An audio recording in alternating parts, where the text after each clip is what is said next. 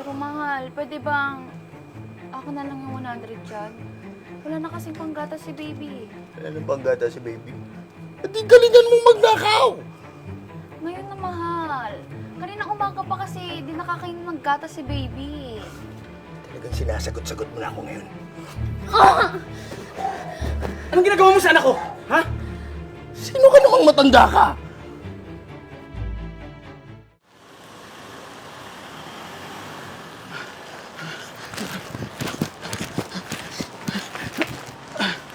Anak! Tatay, may pagkain na tayo? Anak, ito! May dala na si tatay na pagkain.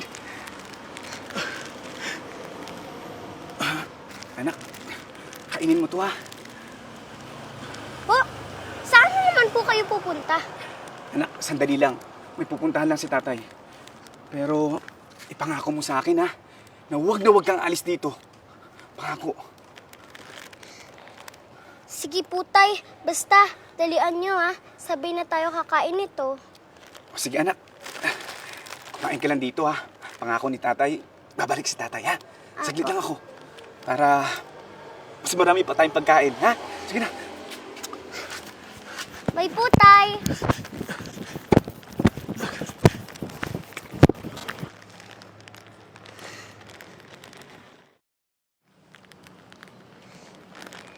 Gugutom na ako. Kainin ko na kaya to? Ay, hindi. Hihintayin ko na lang si tatay.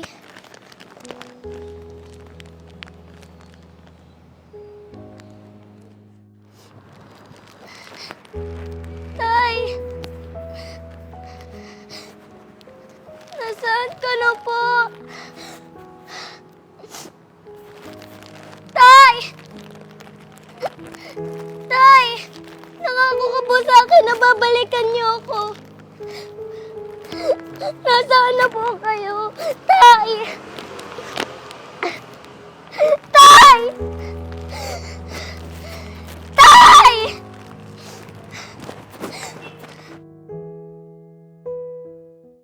$300? Punyeta ka namang babae ka, $300 lang bibigay mo sa akin?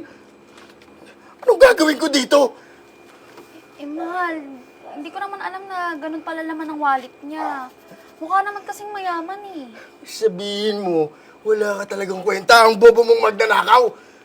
Inabot ka na ng magdamag. Ang dami mabibiktima ng simbang gabi ah. Tapos ito lang yung mga ulimbat mo? Paano na tayo niyan? Sige nga! Babawi ako, mahal. Mamaya, paglabas ng mga tao sa simbahan, dadamihan ko din yan. Siguraduhin mo ah. Siguraduhin mo. Kasi kung hindi ka makikilala sa lahat ng latay na ibibigay ko sa'yo. Pero mahal, pwede bang ako na lang yung 100 dyan? Wala na kasing panggata si baby. Wala nang panggata si baby. At di galingan mong magnakaw! Ngayon na mahal. Kanina umaga pa kasi di nakakain ng gata si baby. Talagang sinasagot-sagot mo na ako ngayon. Anong ginagawa mo sa anak ko? Ha? Sino ka namang matanda ka? Ako lang naman yung tatay niya. Huwag mong dapuan na kamay mo yung anak ko ha. Ikaw pala yung tatay nito? Yung walang kwentang iniwan siya dati?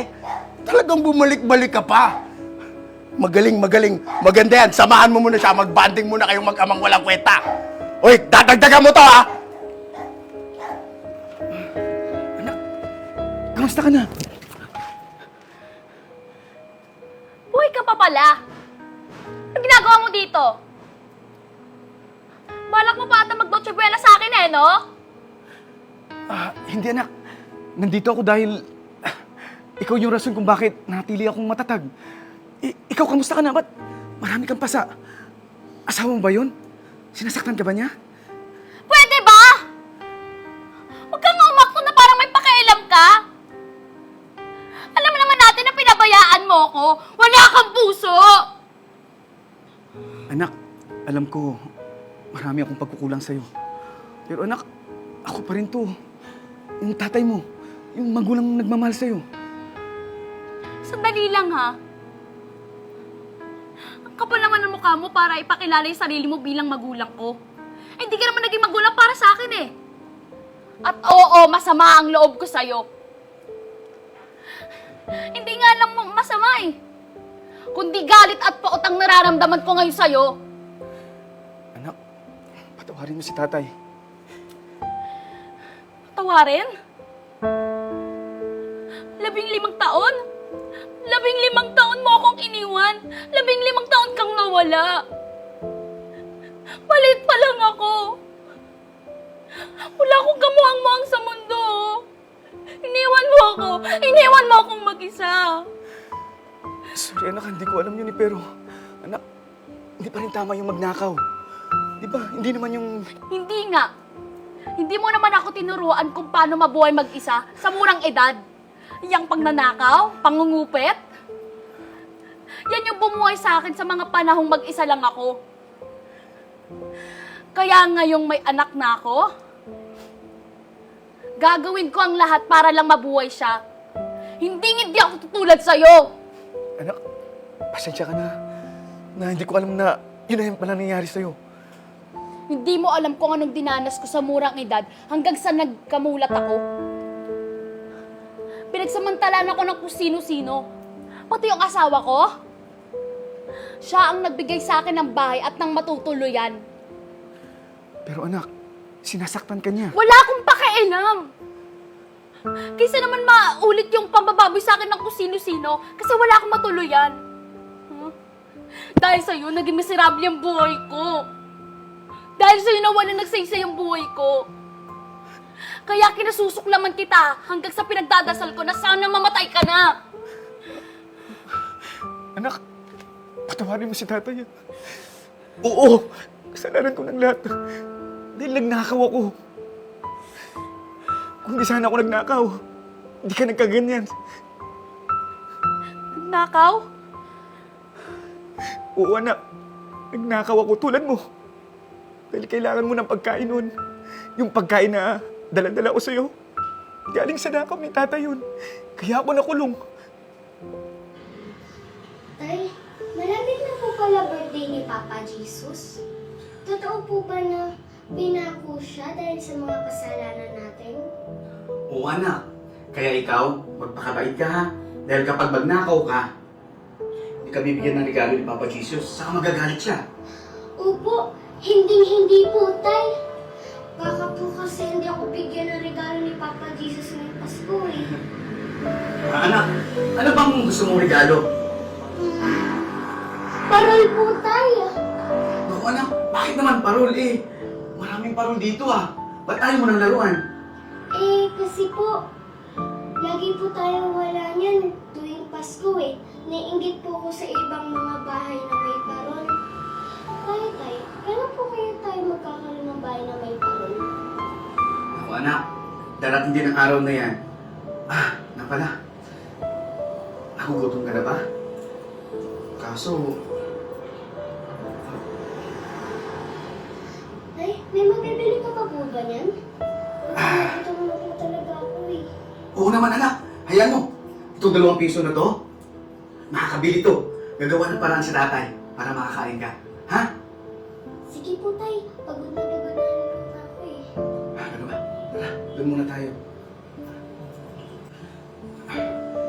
Nga pala, Tay. Ano ba wish niyo sa Pasko? Ako anak, ang wish ni tatay sa Pasko, yung makasama ka, yung hindi tayo maghiwalay. Ako rin po, Tay. Masaya na po ako basta magkasama tayo. Nga pala, Tay. Gano'n pa po kalayo lalakarin natin? Doon na tayo anak ko. Malapit na tayo. Pagod ka na ba? Gutom na kasi ako, Tay. Ganun ba? Tara.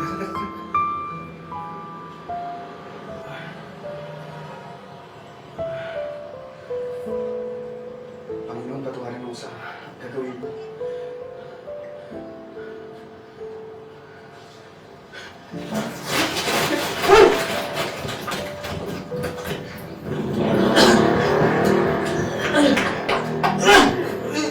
Takbo ka pa! Bus, pasensya na talaga.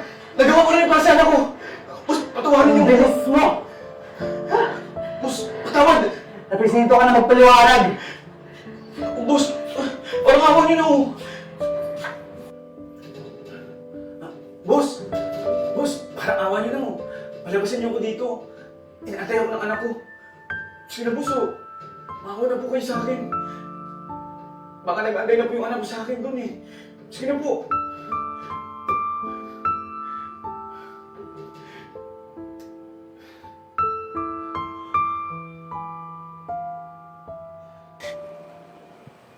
Hinanap kita, anak. Kahit mga kapulisan, hinanap ka rin. Kaya nung nakatanggap ako ng parol, dali-dali akong pumunta sa'yo.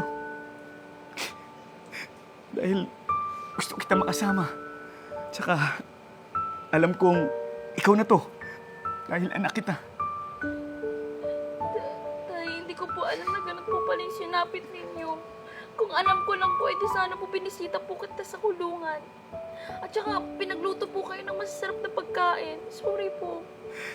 Anak, huwag kang humingi ng pasensya. Dapat ako yung humingi ng pasensya sa'yo dahil hindi ko natupad lahat ng mga pangako ko sa'yo. Lahat yun ang ako. Hindi na pa ako ang mga pangako mo, Tay. Bumalik ka at binalikan mo ko. Kaya dahil doon, pinapatawad na kita. Maraming salamat. Simula ngayon, babawi si tatay sa'yo. Alis na tayo dito. Tsaka, yung apo ko, ako na bahala sa inyo. Ha? Paano po? Anak, may trabaho na si tatay. Ano bang kinuha akong janitor sa city jail? Kaya, huwag ka na magnakaw ha. Umangupit man. Dahil, ayaw ko na yung maulit pa. Tulad nangyari sa akin. Anak, ipangako mo kay tatay ha. Ayaw ko magkahiwalay pa tayo.